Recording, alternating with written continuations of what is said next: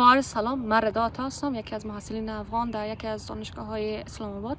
امروز من تنها از طرف خود صحبت نمی‌کنم، بلکه من صدای ده‌ها محصل هستم که به خاطر ادامه تحصیل و ساختن یک آینده خوب مجبور به ترک کشور خود شدند. اما این آینده در حال از بین رفتن است، چون که بیشتر از 13 ماه شده که دولت پاکستان روند صدور ویزا را برای محصلین افغان بند کرده و محصلین افغان با مشکلات شدید ویزا روبرو هستند و هرچند زیادتر این محصلین به شکل قانونی ثبت نام پانتون ها شدن، ولی باز هم نه برشان ویزا داده میشه و نه ویزاشان تمدید میشه و این یک تهدید یک تهدید بسیار بزرگ است، هم به خاطر ادامه تحصیلشان و هم به خاطر امنیتشان یک خطر می باشه، چون که در صورت مواجهه با پلیس اینا را دستگیر میکنه و به شکل بسیار تحقیرآمیز دوباره اونا را باز میگردانه. و ما چند روز پیش چند دختر افغان توسط پلیس پاکستان دستگیر شده و این باعث دلهره و باعث وحشت بسیاری از محصلین افغان در پانتون ما شد و محصلین افغان از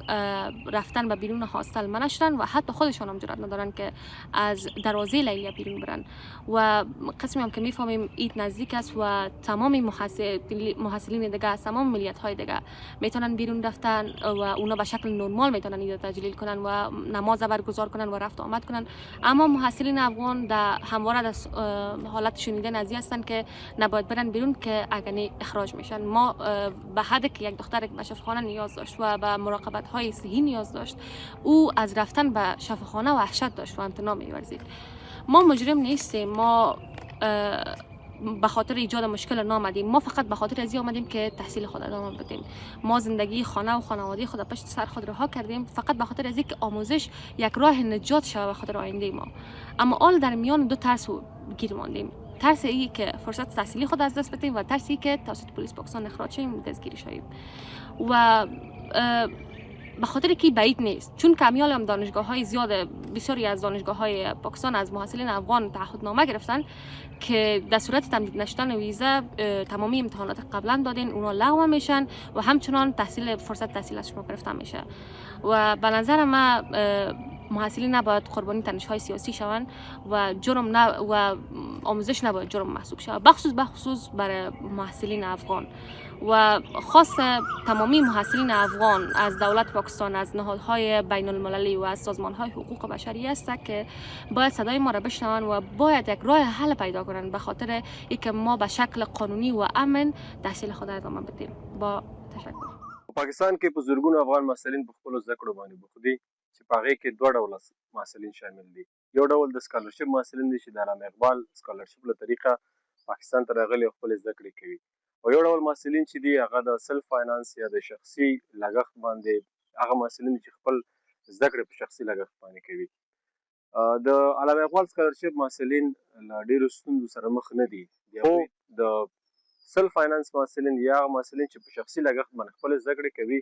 هغه له ډېرو سترو مشکلاتو او ستونزو سره مخ دي. تر ټولو مهمه ستونزه چې فعلا محصلین ورسره مخ دي هغه د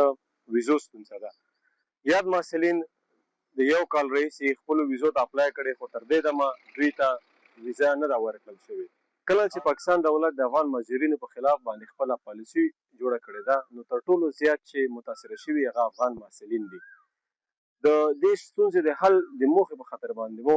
د پاکستان د مختلفو دولتي چارواکو، د پاکستان د تحصیلات عالي وزارت، د پاکستان د داخله وزارت او نورو چارواکو سره لیده او کاته کړي دي، خو متاسفانه فقط دوی وعدې کړي او تر دې دمه هیڅ نتیجه مو لاسته نه ده راوړې. په اسلام آباد کې د افغانستان اسلامي امارات سفارت ته مو مراجعه کړې ده په کراتو د هغوی لخوا همیشه موږ ته دا ویل شوي دي چې موږ خپلې هڅې کوو، خو تر دې دمه د هغوی هڅه هم بریالۍ شوې نه ده. د پوهنتون له طریقه هم موږ هڅې کړې دي، خو تر دې دمه نتیجې ته نه یو رسېدلي. هر کله چې د افغان محصلینو تحصیلي ویزې ایکسپایر کېږي، دوی له ډېرو سترو مشکلاتو سره مخ کېږي. تر ټولو غټ مشکل دا چې دوی نشي کولی بهر لاړ شي، دوی نشي کولی چې ډاکټر ته مراجعه وکړي، د دوی د بانک اکاونټونه تړل کېږي. په هاسټل او داخل پوهنتون کې له نورو ورته مشکلاتو سره مخ کېږي چې فقط هغه څوک یې درک کولی شي چې هغه دلته په پاکستان کې محصل وي. یعنې په هاسټلونو کې یا په لیلیو کې دوی د یو سیاسي بندیانو په څېر باندې ژوند کوي او د دوی دغه مشکل ته هیڅوک رسیدګي نه کوي. د افغانستان خارجه وزارت د دفتر رئیس ته مو دا مشکل وړاندې کړی و چې تر دې دمه هغه هم نتیجه نه ده ورکړې. زموږ غوښتنه له پاکستاني او افغاني چارواکو څخه دا ده چې لطفا د افغان محصلین د خپلو سیاسي موخو ښکار مه ګرځوئ او د دوی د ستونزې د حل په خاطر باندې هلې ځلې وکړئ تر څو هر محصل وکولی شي په ازادانه فضا کې خپلو زده کړو ته ادامه ورکړي.